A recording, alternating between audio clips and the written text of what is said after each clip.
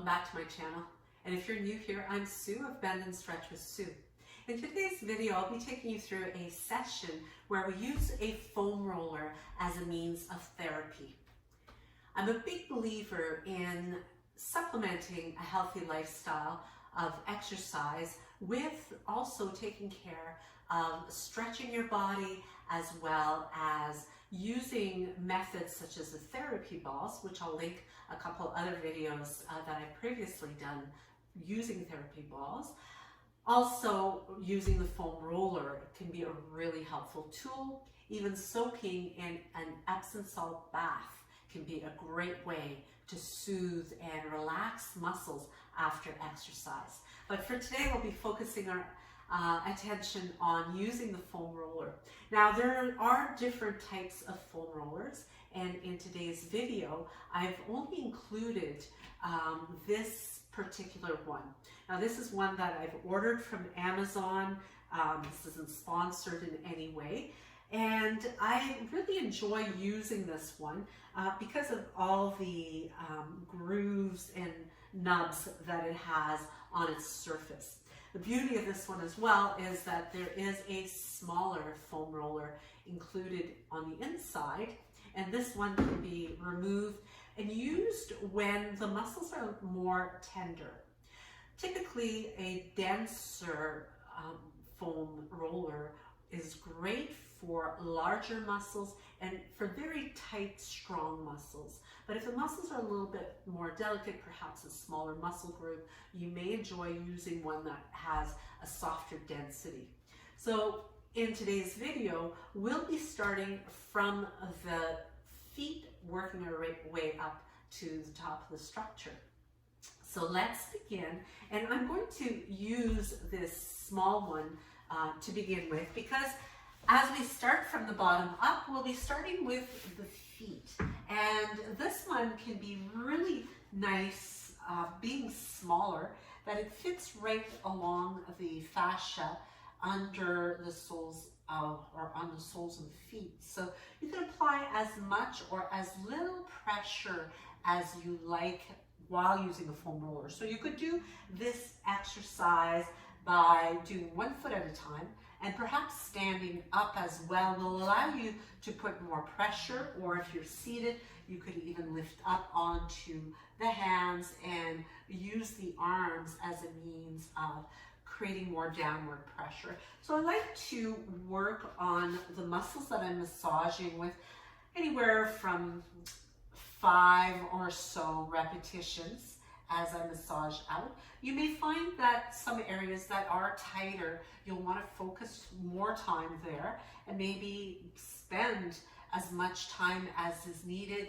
to create some release, and you'll just feel yourself much more pliable and supple in the muscles that you've massaged once you've massaged them. So spending as much time as you like on the soles of the feet, working your way up, maybe even to the toes, where you can use the roller to create some deeper flexion in the toes, which can give that foot a really good stretch. And from here, we'll move on to the shins. Now that can be an area that's quite tender. So this is where you may want to use a softer, I would find it quite intense if I was to use the firmer roller on the shins.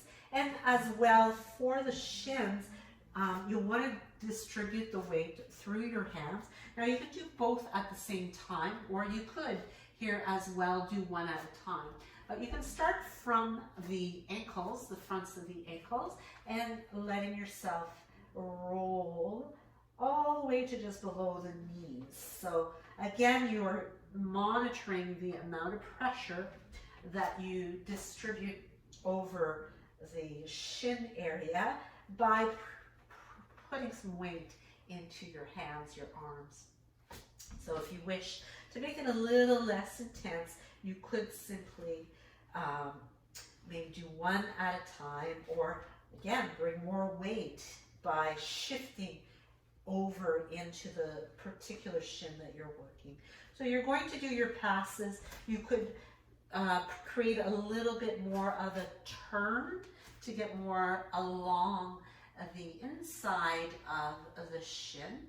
And you could do the same thing by leaning over to the side and rolling out more of the outside of that shin.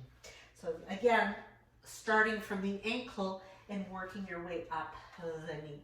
So you would do that for both sides, and again, using as many repetitions as is going to feel that provides you relief. Being sure that as we go through these techniques, today we're going to do whole body, but if you don't have time to do the whole body, you may want to target the areas that are troublesome for you. So moving on to the backs of the lower legs, so targeting the calves now, I prefer to use that, so we're moving into where the belly of the muscle is a little meatier, and I find that I am quite comfortable going ahead with a more dense roller at this point. So as we bring again the backs of the ankles to the roller, and using the arms to give you a little bit of lift to massage along the backs of the calves. Now, you may, if you find that there's not a lot of sensation, you can continue to work both at the same time, or you might cross one leg on top of the other to allow you more downward pressure, more weight as you continue to massage out your calf. Now, this is a great thing to do when you're watching television. You can really benefit from the time that you're sitting to do some self-care. Now, as you continue here as well, just like we did for the front of the leg, you can create a little bit of an inward turn with the toes and outward turn with the toes, so that you really target all sides of the muscle group. You could also simply, if you were really sensitive, you could just have the one leg and just using your roller as you turn the toes in and out, and just kind of work your way gradually up the back of the leg. And that can also feel quite relieving for some of the trigger points that you might encounter along the way. Another therapy that I didn't mention that I do enjoy using as well as a nice balance to the compression that's applied with a roller or even with therapy balls is massage cups. And they can be used directly on the skin, either using oil, or you could use them in the shower with soapy water and creating that glide. And that creates more of a pulling away of the muscle from the bone rather than pressing down. So it creates a really nice complement to your self-care routine.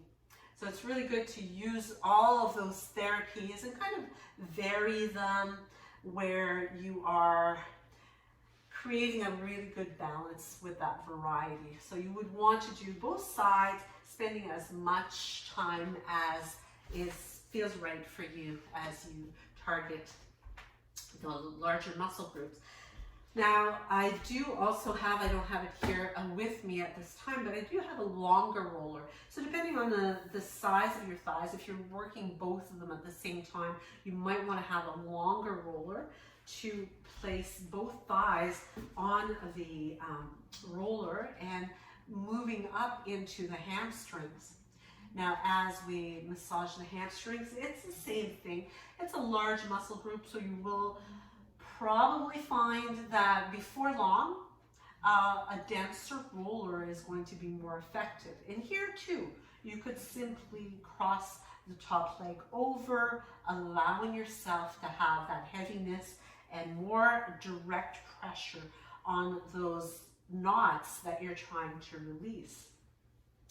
And as you roll up and down, you would also want to create a little inward turn of the foot, little outward turn. So you're going to go straight up and down the middle of that target muscle group, And you'll go along the inside by turning the toes in. You'll go along the outside. And for each rolling out of whether you're moving in, down the center, or to the side, there too, you would probably go for at least your 5 repetitions with each direction that the foot is pointed, just so that you really are able to get in there and massage those muscles very effectively.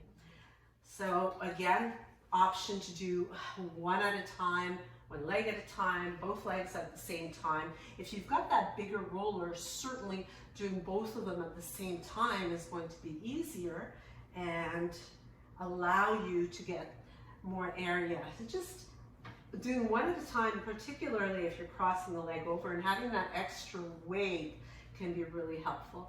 And you want to work your way up pretty close to the top of that hamstring, although we will be targeting the glutes as we continue on our journey up through the body. And so that would bring us to that muscle group next. So moving up, and for the glutes, we're going to target the minimus, gluteus minimus, medius, maximum, as well as a deep piriformis muscle. So that area, especially piriformis, tends to get really tight, gluteus medius as well. So again, you're going to sit on the roller, and I would advise doing one at a time here. You might start off doing both of them at the same time, but you will want to move to doing one at a time. So you can start with a smaller movement, targeting right at those attachment points of hamstring and glute, working your way up to the piriformis, which goes right across, kind of diagonally to the outer hip and right from the base of the pelvis. And as you continue to roll that out, again, you want to transfer as much weight as feels good for you. So you could cross that opposite leg on top, again, adding a little bit more downward pressure and working your way up the glute, eventually working your way over to the side and getting up into that love handle area. So right above the hip bone, so you don't want to be rolling right on the bone. There's really no benefit to doing that. You want to get into the meaty portion. If you get onto the bone, there's bursa, which has fluids, and you don't want to create irritation for the joint in any way. We really want to focus this on the meaty, the muscular portion where we tend to have those adhesions.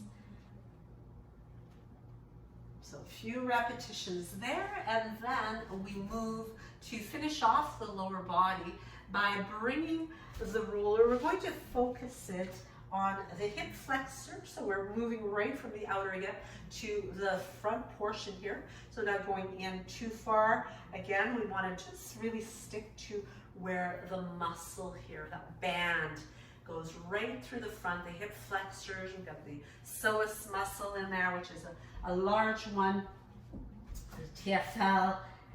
So as we bring the roller more toward the edge of it, would be more toward the center of your upper thigh, and then letting yourself apply as much or as little pressure. So you can use the toes of your foot to help guide just how much downward pressure you are applying as you roll this out. Now you can work your way to just above the top of your thigh and rolling back down again. And this is really an area that tightens up so much. So whether you're doing a lot of walking, standing, or even sitting, this muscle is going to get really tight. If you're doing a lot of abdominal work, so much is affected. This basically holds the two halves of our bodies together, upper half, lower half. So there's a lot of load that's placed on the hip flexors. So you can feel that there's going to be a lot of tension there. So again, you would want to focus or execute this movement, this rolling out technique on both sides. So you would do one side of the glute, get into the hip, and then bring the roller over to the other side, repeating that, and then moving along to the front of your thigh. So as you bring the roller right at the top of the thigh, right at the base of the quadricep muscles, and working your way up to where you left off. And again, this is one that can be done with both thighs resting on the roller. So working on the two of them at the same time. You can keep the legs stretched out, or you might want to bend the legs to create a little bit more activation of the muscles to really identify where you're feeling tight. And with this one also, you can roll a little bit more to the inner thigh. So getting right down the middle of the muscle, a little bit of a turn to get to the inside, and then certainly a little bit of a turn to get to the outside as well, where we target more of the IT band, which runs along that outer thigh. So that one it's a tough, fibrous tissue, and there's a lot of sensation that can be associated there. So you might find when you first get into massaging the IT band, you're not able to apply a lot of pressure, so you'd want to use your opposite foot to give you some support. Your arm gives you support as well as you make your way up and down. I know when I first began to do this massaging technique, it was so intense that I could barely stand it. So make sure that you're breathing and you're not really holding your breath and creating a lot of tension in your body. You want to instead be using your breath to help you to relax, release, soften, relax your jaw, breathe in, breathe out, be conscious of your breathing, and that's going to help to relax the whole body, to really maximize the benefit from this therapy. So moving along, we take it over to the back, and there is controversy. Some people will use this on their lower back, but there can be so many issues with the lower back that I'm not going to go there. If you do find that you need some release, probably best to speak to a medical professional, particularly a physiotherapist will be really good to advise you on how to release and massage your lower back. Now, the therapy balls can also be used in the low back area because they're not going along the spine, whereas with the roller it's a little bit more difficult to get on the sides of your spine, and a lot of people will lay right back, which can create a really deep arch to the back and put pressure on some of the discs. So for the sake of keeping this more general, we'll bring the roller right to the base of the shoulder blades. So the upper back portion, more the thoracic spine. From here, you could use the hands and just cradle your head. So you've got some support for your neck as you lift up the hips and roll toward your upper back. And here as well, you're using your feet for support. You're rolling along and allowing yourself to press down and really relax. Take your time to let your body weight create that pressure over the roller. The rolling out technique is really helpful for creating that release right along the muscle tissue. Getting into the fascia also, which is kind of like a big saran wrap around the muscle fibers. So it holds everything in place, but it's a tissue that can get really tight as it holds everything in place. So this helps to create some really nice stretching out of that tissue. So as we finish this up, the neck is another area that is somewhat controversial, so I'm going to avoid that. Again, if you do feel that you'd like to use such a therapy as a roller for your neck, I would advise you just talk to your physiotherapist or stay tuned. I will be posting some videos on using the therapy balls and how they can be helpful for that lower skull jaw area, which can release the neck, as well as more shoulder work, which is an area that so many of us really could use some release in. Now, speaking of shoulders, we're going to get more into the lats here as we roll onto our side and utilize the roller to move up and down. So again, you can use the support of the hands, your legs to get a little bit more lift, little bit more pressure, and this area can get so tight, whether you're using the arms, shoulders for a lot of your workouts, lifting weights, doing a lot of push-ups, or if you're sitting at a desk with a mouse and keyboard all the time that you're using, these muscles will get really tight. So when you come across an area that is that specific trigger where there's a lot of sensation, see if you can stop there and just relax. Let yourself lean into it maybe a little bit more firmly, and then maybe move down just a little bit. So you don't have to do that broad stroke rolling the entire time. You can kind of use a combination of the two. When you do find that target trigger point, you might even let yourself rest there, apply a little bit of back and forth rocking, which will again simulate the thumb or the pressure that a massage therapist might be applying. And again, you can kind of move up and down and keep working to release and relax the area. So that would be, and again, you would do this on both sides of your body, spending as much time, and already I can feel a significant difference from the side that I have massaged. I almost feel like this arm is longer than the other one just from massaging out this area. Now, continuing to move up the body, we're going to, you could do this using a table or a desk or even your kitchen countertop, or like I have here, I've got a stool. I'm just placing on its side because it's kind of cushy here, but it's nice and firm over here as we attack the triceps. So using the roller on that support, whatever it is that you want to use, it's a little awkward to do it all the way down on the floor, so you'll want to elevate a more elevated surface, and then taking the triceps, resting them right at the elbow, or just above the elbow, not the joint itself.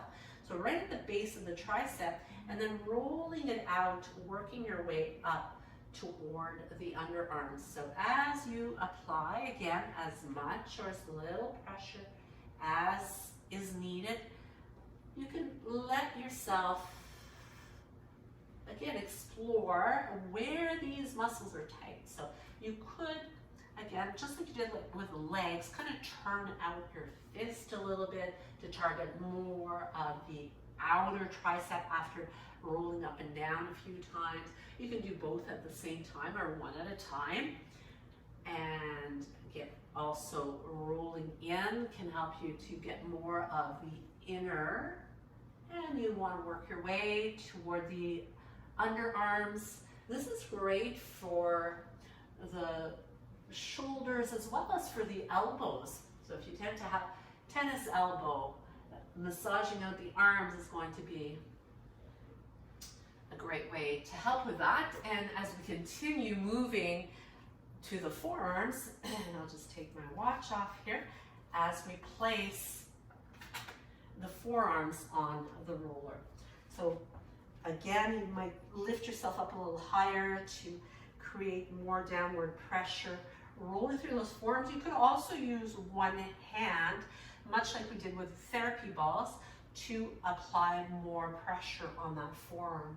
So rolling all the way to the wrist and just below the elbow joint. And then turning it over to get through the front of your forearm. Applying as much pressure as is good for you. Again, a little bit of a turn inward to the fist, a little outward turn to the fist. Applying that to both sides. Don't forget to breathe while you're moving that arm back and forth.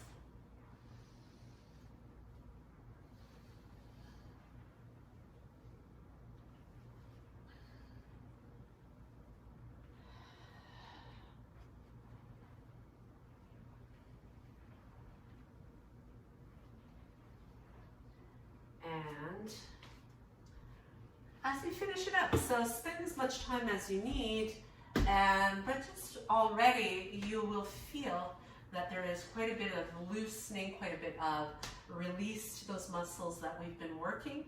And if you find that this is rather long and you just need to get in there daily to target your trouble spots, by all means, go ahead and use these techniques for those specific spots. And when you have some more time, let yourself indulge a little bit and really work through the entire body. Now, I've skipped over some parts as I demonstrated one side, so if you need to, and if you did follow along with me, you may want to restart the video or just go back and use the same techniques on the opposite side of your body so that you are well balanced.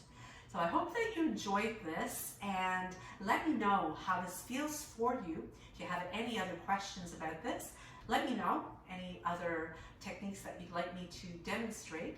So I really want to thank you for your time today, and give me one of these if you liked it.